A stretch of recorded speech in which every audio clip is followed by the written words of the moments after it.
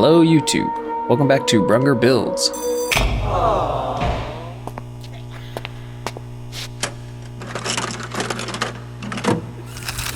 Today, I'll be building this 1/72nd scale diorama of the Lars Homestead from Star Wars: A New Hope.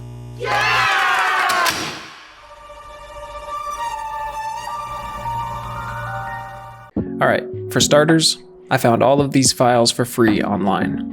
I will link them as well as all the other materials I used down in the description below. I want to give a massive shout out to the sketchy maker on printables who is responsible for the bulk of these files. He's also got a YouTube channel that I will link in the description.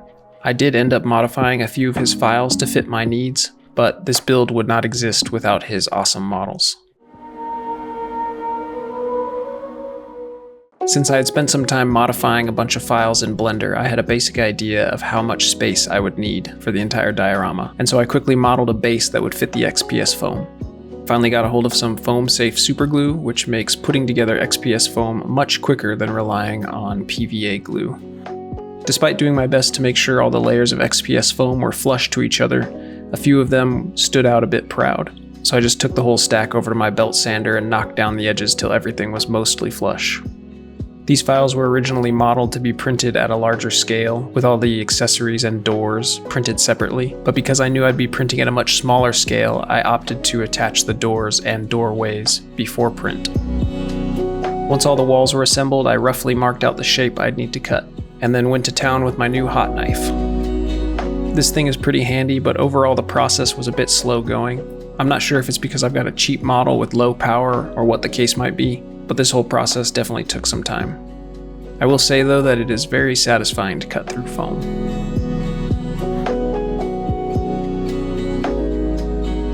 Once I had got the walls in, I realized my layout was still a bit too tight, so I added one more layer of XPS foam to the side, which also meant I needed to print a different base. While the glue dried, I got to work marking out and cutting all the new holes I'd need to make. I had to kind of cheat the overall layout, as well as make the second pit a bit bigger than the reference photos, since there's no way that Luke's T-16 Skyhopper could fit right outside the garage door. I applied my trusty wood filler all over the sides of the foam. This was just to get a fairly uniform surface so that the final display looks a bit prettier, and once that was dry, I sanded it down.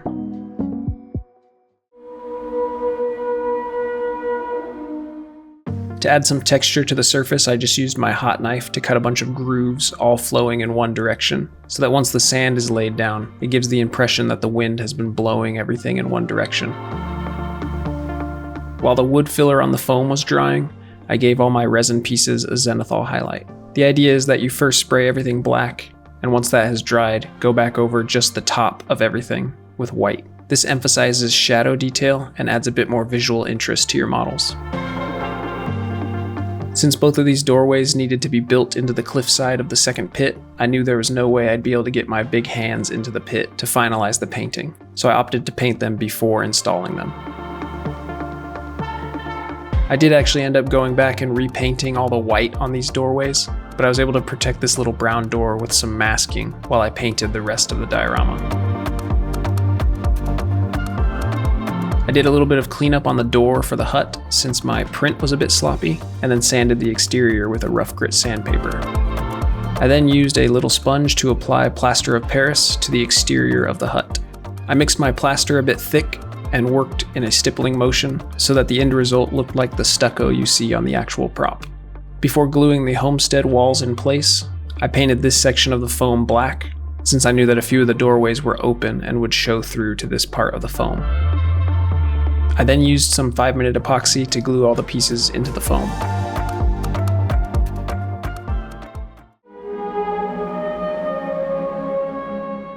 Alright, to begin building up the terrain, I used my DIY Sculptamold. It's just plaster of Paris, matte Mod Podge, PVA glue, and toilet paper, ground into little fine bits. I mix it into a thick peanut butter consistency, and it spreads pretty well. You will get messy during this stage, so I suggest wearing some gloves. Here you can see to fill a couple gaps, I'm using some plaster rocks. These were left over from my Hoth diorama build and are just plaster of Paris poured into some tinfoil molds I had made. These rocks come in super handy because they help add lots of visual interest to the diorama.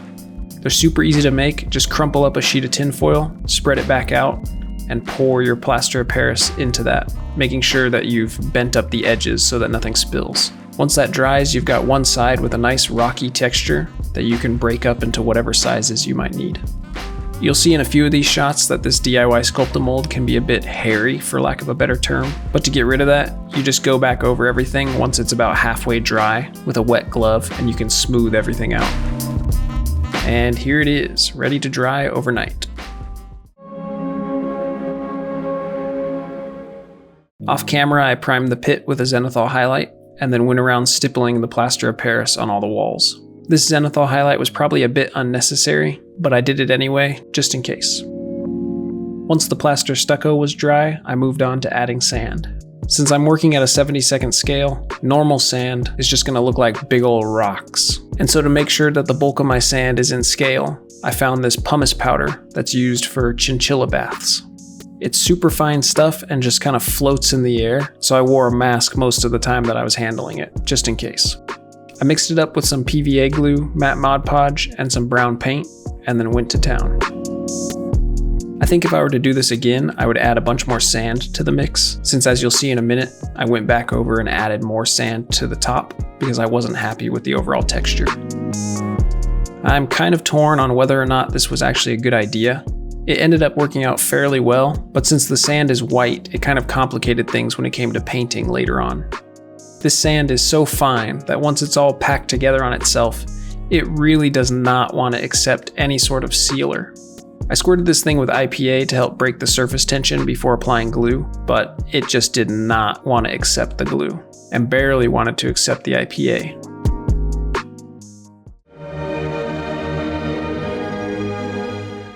The next day, once everything was dry, I started paint.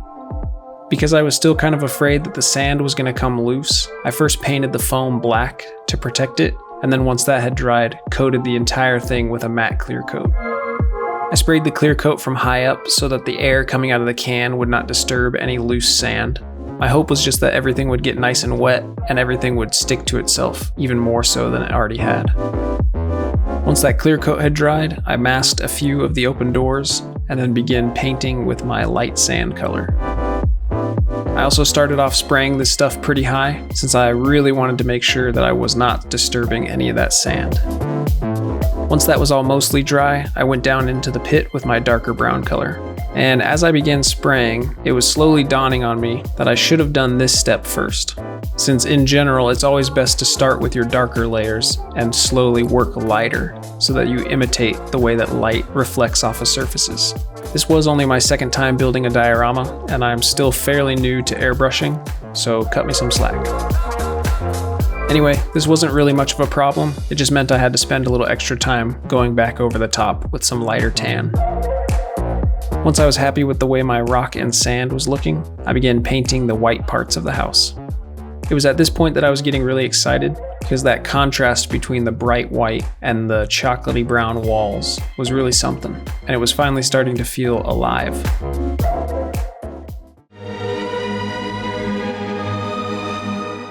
I had an extra hut laying around, and so I used that to cut a masking stencil into some butcher paper to protect the sand. I wanted the hut to look like it had started out white, and then slowly with age, sand and dirt had built up in all the nooks and crannies. And so using this dry brushing technique ensures that only the high points are painted white, while everything else remains a sandy brown color. I went around painting the doors. This was all pretty straightforward. I just had to be very careful not to get any of that brown paint onto the nice white walls. And because these doorways were already painted a sandy brown color, I just lightly brushed some white so that it gave the appearance that dirt was stuck in all the nooks and crannies. From there, I did a little bit of washing to weather some of my white pieces, just using the same tan color that I'd used for the sand. I then moved on to painting all the tiny little details.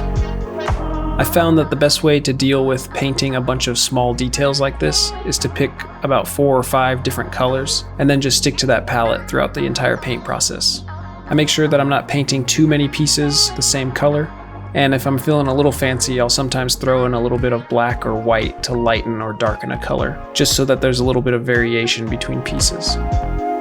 Once all that paint had dried, I went back over everything with another weathering wash. This one was mixed to be a nice dirty oil color.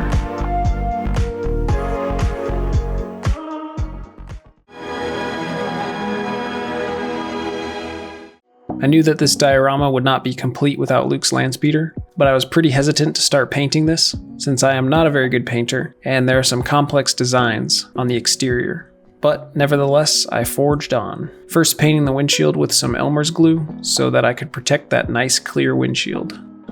And then using a mix of these three colors, just eyeballed the base coat. I was actually very surprised because this color came out looking pretty accurate. While the base coat on the speeder dried, I got to work painting the T16. I took some creative liberties with my paint job and just applied red and black and different shades of gray wherever I thought looked best. This wing actually printed poorly, and in the interest of time, I just went with it. So we'll just pretend that sometime before A New Hope, Luke must have crashed this thing in Beggar's Canyon. Once I was done with the T16, the base coat on the landspeeder had mostly dried, and I began adding the details.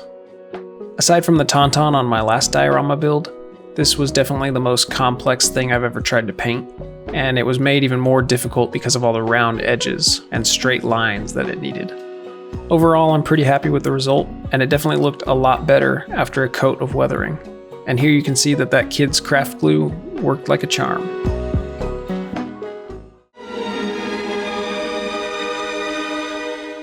Once all that was done, I moved on to weathering the terrain. This is all pretty straightforward stuff since you're really just adding watered down paints into different spots to add more dimension to your overall paint job.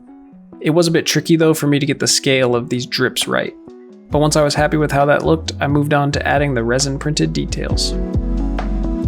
I did my best to place all the boxes and crates exactly as you see them in the reference photos, but here or there I took some creative liberties, and definitely took some massive creative liberties in the second pit, since there's no photos of that. I figured it'd mostly function as a catch-all for all the old junk that the Lars family has collected over the years, so I just kind of filled it with as much utilitarian looking stuff as I could. I bent up this little guitar string to act as some cabling. I wanted to do a few more of these, but I was pressed for time. I then added a few more cables to the surface. And then once all my pieces were installed, I went around adding a bit more of that oily wash.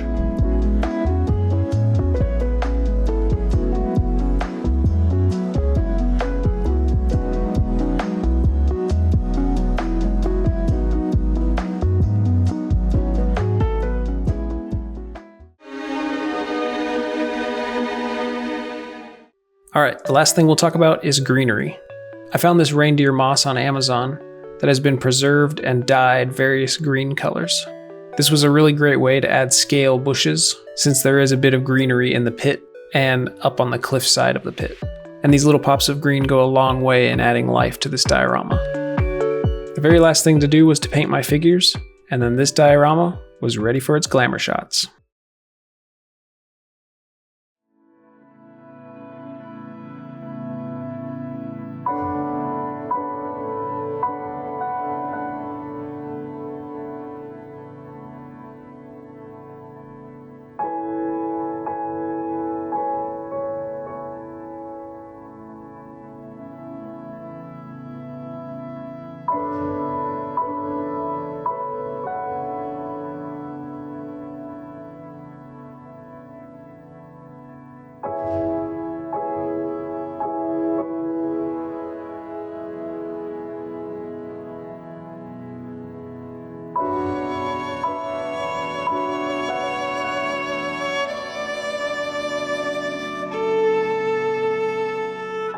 If you made it this far into the video, thank you very much for watching. This build had a lot of moving parts and felt pretty hectic at times, but I'm incredibly proud of the final result. If you'd like to see more from me, make sure to subscribe, since I plan to drop a video every Saturday. And finally, I'd like to say a massive thank you to the over 1,400 people who have subscribed to the channel. It means a lot to me that there's people out there who want to watch me work, and I hope you guys stick around. Thanks again for watching. Have a good day.